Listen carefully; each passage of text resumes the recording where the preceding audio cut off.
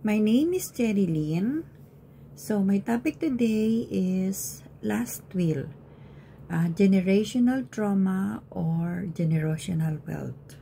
So did you ever hear the phrase last will? We think about legal documents containing land titles, bank accounts, family business, or any valuable possessions. It is like a final wish of someone to pass down their wealth to someone, more likely their family. But what if it's not valuable possession that is passed down? Instead of wealth, we inherit toxic behaviors, pain, emotional wounds, or lifetime scars. Let's simplify those in one word: trauma.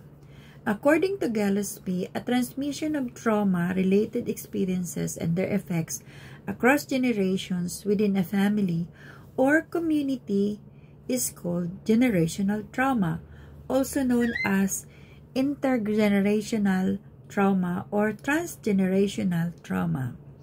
It is an idea that psychological and emotional wounds of past trauma can be passed down to future generations. It arises from different causes: abuse, neglect, and violence. This is a legacy that no one can notice, unlike wealth that has paper. This form of inheritance doesn't require legal documentation. It moves quietly, embedded in culture, habits, and silence. Unlike wealth, trauma is incredibly easy to pass on. It doesn't require resources, planning, or legal fees. It requires only repetition.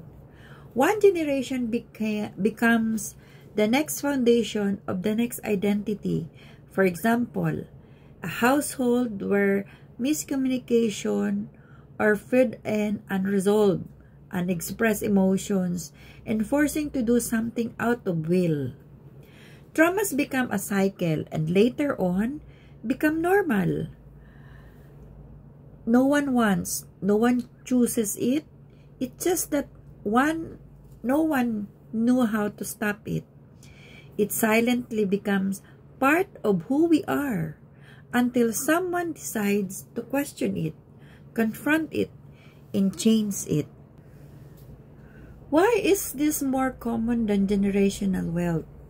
Simply put, not all families have access to financial resources, but nearly every family has experienced some form of hardships. Trauma is free to give, and it often goes unrecognized. On the other hand, generational wealth demands stability, financial literacy, and long-term vision. Things that many families, especially those recovering from crisis or disadvantage, don't have the luxury to develop. This means that while financial inheritance is a privilege, wounds become a more universal legacy. Wealth may be passed down in numbers, but trauma is passed down in silence, in emotional responses, and in how we treat ourselves and others. We often think of legacy in terms of what we leave behind financially. But legacy is not emotional. It's behavioral. It's relational.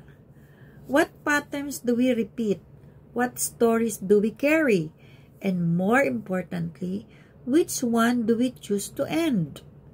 We have to ask ourselves, are we carrying burdens that don't belong to us? And if so, what will we do about them? But there's the thing. Trauma is passed down, but so is healing. We can't control the condition in which we are born, but we can control whether or not we continue to perpetuate them. Each of us has the ability to break the cycle. Going to therapy, learning how to regulate our emotions, having tough conversation, and establishing healthy boundaries. These are not selfish acts. These are acts of generational transformation. They are investments in emotional wealth, which may be the most valuable inheritance of all. In the end, the most prevalent inheritance may not be material goods. It may be trauma, but the ability to alter that is in our hands.